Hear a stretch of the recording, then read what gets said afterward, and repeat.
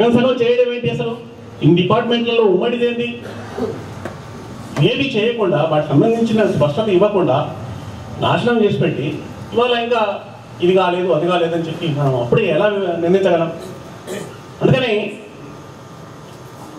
అందరిలాగా మిగతా మీడియా సృష్టించే ఒక ఫోబియాలో మనం పడద్దు. ఖచ్చితంగా మనకంటూ ఒక సొంత ఆలోచన, సొంత విమర్శను వ్యతిరేకించట్లేదు. ఖచ్చితంగా విమర్శించాల్సిందే, విమర్శ ఉండాల్సిందే.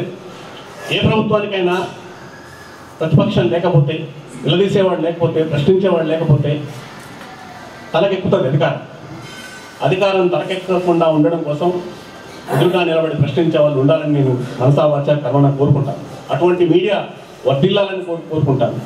నమస్తే తెలంగాణ ఖచ్చితంగా తెలంగాణ ఉద్యమంలో ఎటువంటి పాత్రను నిర్వర్తించిందో, ఒక ప్రత్యామ్నాయ గొంతుకగా, తెలంగాణ గొంతుకగా, తెలంగాణ ప్రయోజనాల కోసం పాటుపడే ఒక వేదికగా ఎట్లయితే పనిచేసిందో ఇక ముందు కూడా ఖచ్చితంగా అదే సిద్ధాంతంతో, అదే నమ్మకంతో ముందుకెళ్తుంది.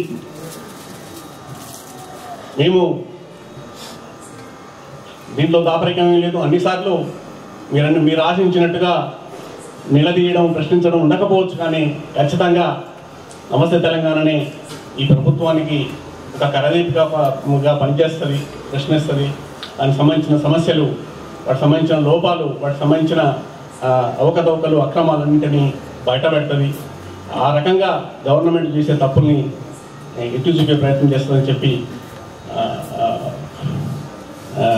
తెలియజేస్తూ, నాకు ఈ అవకాశం ఇచ్చినందుకు మీ అందరికీ ధన్యవాదాలు తెలియజేస్తూ, టీఆర్సీ వేదకుమార్ గారికి, మిత్రులు అందరికీ ధన్యవాదాలు తెలియజేస్తూ సెలవు తీసుకుంటున్నాను.